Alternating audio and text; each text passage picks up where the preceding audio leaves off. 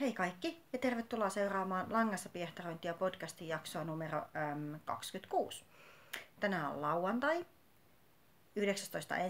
19.1. ja mä oon Murmeliitta ja tää on mun neule- ja lanka-aiheinen podcasti. Hirveästi ei ole valmistunut, tai siis on ja ei. Koska mä taisin näyttää teille viimeksi, kun mä olin aloittanut tämän Anna-Johannan hiekkamyrskypipon. Vähän on huono valaistus, mutta yritetään pärjätä. Tässä näkyy värit aika kivasti. Tää on tämmönen aika kirjava, mutta silti ei mitenkään älyttömän räikeä. Ja mä sain tän valmiiksi. Päättelyä vaiden valmiiksi, koska sitten ekaksi mä olin päättänyt, että mä teen tästä tarpeeksi pitkän.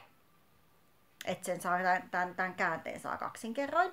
Sitten mä tein tämän kuitenkin ohjeen mukaan ja lopputulemaan se, että tää on ihan kiva pipo. Mut sitten jos mä vedän tän niin alas ja käännän silleen, että korvat peittyy, niin sit tästä tulee tämmönen ei aivan korvat peittävä. Tää on siis nyt hävennyt varmaan viikon. Joo, viikon verran. Vajaan viikon. Mä taisin maanantaina päätellä tän. Tai tiistaina. Jompsin kumpsin. Ja lopputulemaksi mä nyt on päättänyt sen, että mä avaan tämän kirjekuoripäättelyn. Oonpa nyt tehnyt senkin kertaalleen. Neulon tähän varmaan pari kuvion toistoa lisää ainakin, koska lankaa vielä 25 grammaa, eli hyvin riittää. Ja sit katon uudestaan sen pituuden. Ja hyvin todennäköisesti en tee kirjekuoripäättelyä uudelleen, koska silmukointi itsessään on mulle jo semmonen... Kyllähän sen tekee, varsinkin nyt kun sen osaa tehdä neulomalla. Mutta mitään herkkua se ei oo. Ja sit kun siinä pitäisi tehdä, niin kuin kirjekuoripäättelyssä on niin kuin kummallakin puolella 2 silmukkaa yhtä aikaa, joille tehdään sitä silmukointia, niin voi olla, että mä päättelen tämän vaan silleen niin kuin tavallisesti silmukoiden ja annan sinne jäädä semmoset kissankorvan liehukkeet sitten. Mutta tästä tulee tosi kiva jahka, mä saan tämän purettua ja tehtyä uudestaan. Sitten on ihan oikeasti valmis työ. Eli nämä Kuopuksen lämpölapaset, jotka oli siitä ihanasta tilavillasta tehty. Ja tosineulojahan ei tee mitään kerralla kunnolla. Joten mä tein nämä ihan parista, se oli 2 päivää per lapanen. Ja sitten meillä oli viikko sitten sunnuntaina meidän taloyhtiön, ensimmäinen tommonen kässäkerhomiitti. Ei, nyt mä valehtelen. Viime viikon lauantaina mä menin käsityökouluun ja siellä piti olla päättötyön aloittamistunti, mutta minä en muistanut ottaa yhtä mun keskeneräistä koulukässää eli kenkiä mukaan, joten sit mulla ei ollut siellä mitään tekemistä, niin mä sitten tein nää valmiiksi. Ja fiksuneulojahan mittaisi ennen kuin esimerkiksi neuloo peukalon pienelle lapselle. Mutta tällä tavalla ei neulominen lopu kesken, koska mä tein nää koulussa valmiiksi ja päättelin valmiiksi. Langanpäät sinne hyvin sisälle, kyllä juu. Tuun kotiin ja käy ilmi, että peukalon pituus oli keskimäärin puoliväliin oman lapsen peukalon pituutta. Et oli vähän pienet sitten. Ei mennyt kunnolla käteen. Sitten seuraavana päivänä meillä olisi taloyhtiön kässäkerhon eka miitti, joten mä siellä avasin ne peukalot, purin, jatkoin, neuloin mittanauhan kanssa tarpeeksi pitkälle, että nyt ne mahtuu käteen ja lapsi vihaa niitä. Siis vihaa, ei suostu käyttämään. Sori, jos tää pomppii nyt tää kuva välillä. Mä kuvaan meidän sängyn päällä ja tässä kun on jousipatjat, niin sit jos minä tässä teen näin, kun mä selitän, niin koko sänky tärisee. Eli nätit on ja söpöt, mutta todennäköisesti mä joudun etsiä näille toisen pienikätisen käyttäjän, koska neiti vihaa näitä. Sitten mä aloitin annoin neidin valita värin ja semmoista räimeen vihreästä alpakkalangasta uudet. Mut sitten mun puolisoni oli järjen ääni ja sanoi, että alpakkakin voi olla vähän pörheitä tolle lapselle, että voitko tehdä merinosta. Ja mulla on ollut tämmöistä Handun 100% merinoa, tää on sporttivahvusta. Niin hyvän aikaa tämmönen jämäkerä, minkä mä oon jostain varmaan lankalaatikon miitistä poiminut joskus mukaani. Ja se on odottanut projektia, mutta sitä on semmoinen reilu 30 grammaa, niin siitä riittää hyvin lapaset. Sitten, joten eilen illalla mä sitten aloitin ihan tämmöiset peruslapaset kuopukselle. Näistä tulee nyt sitten aluslapaset, et saa sitten kurarukkasten alle hanskat. Peukalo kiila on tehty tuolla. Seuraavaksi mä siirrän hakaneulalle nämä odottamaan ja sitten teen lapasen muuten valmiiksi. Nämä pitäisi yrittää saada nopsaa valmista, että kerkeen nyt vielä tänä talvena käyttää. Ensi talvena tuskin enää mahtuu. Sitten mä unohdin viime viikolla näyttää teille yhden aloitetun työn.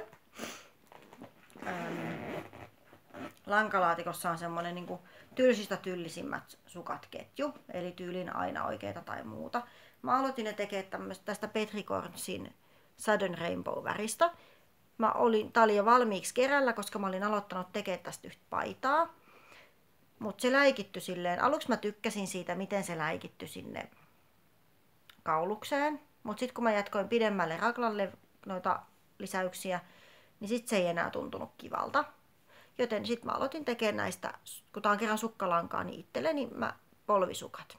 Ja nämä on nyt siinä pisteessä, että mun pitää mitata, että onko nämä oikein pituiset, että mä teen kantapään. Mutta nämä on nyt jäänyt odottamaan noiden tärkeimpien neuleiden tieltä, koska lapsi tarvitsee lämmintä lapasta.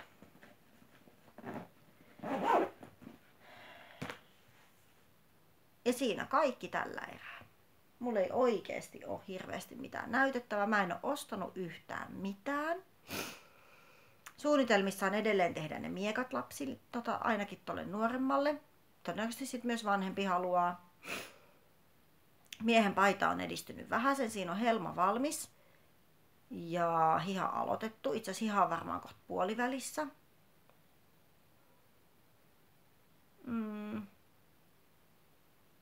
Mut ei oo muuta. Nyt on ollut vähän tämmöistä hiljasta. Mulla on tällä viikolla varmaan 2-3 päivää, että mä en ole neulonut niinku silmukkaakaan. Ja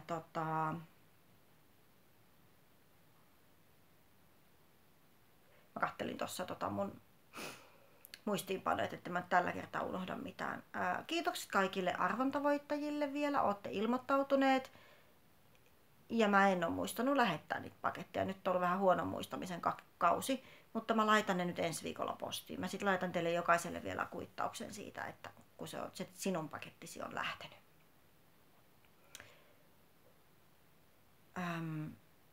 Suunnitelmissa on myös makrameen riipputuoli tai 2. Mä teen sen koulun lopputyöksi ja sitten siihen täytyy vielä keksiä jotain toista käsityötekniikkaa, mitä mä voisin siinä hyödyntää. Saattaa olla, että siihen tulee jotain neulottua, koska se on mulle helppoa. Vähennetään vähän stressiä.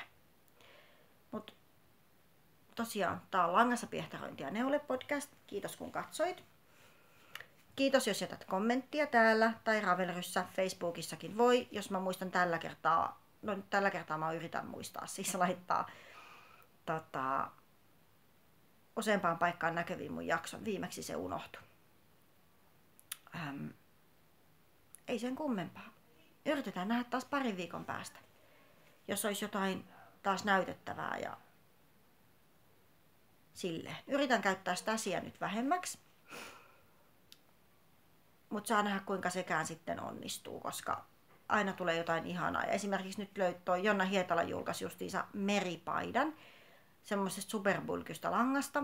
Ohje on siis kirjoitettu sellaiselle ja mun puoliso tykästyi siihen malliin ihan valtavasti. Mutta ensin yksi paita hänelle valmiiksi ja sitten täytyy katsoa mitä muuta ne olisi välissä. Mutta jossain vaiheessa varmaan pitää siihen sitten langat hankkia. Varmaan pitää odottaa Dropsin jotkut, Merinomania ei ole vielä. Kesällä on sitten taas kesälanka-alet. No ehkä ensi syksynä viimeistään sitten alpakkajuhlilta. Yksi niiden langoista taisi olla Andes, kun siinä on alpakkaa, niin sitä saisi sitten sieltä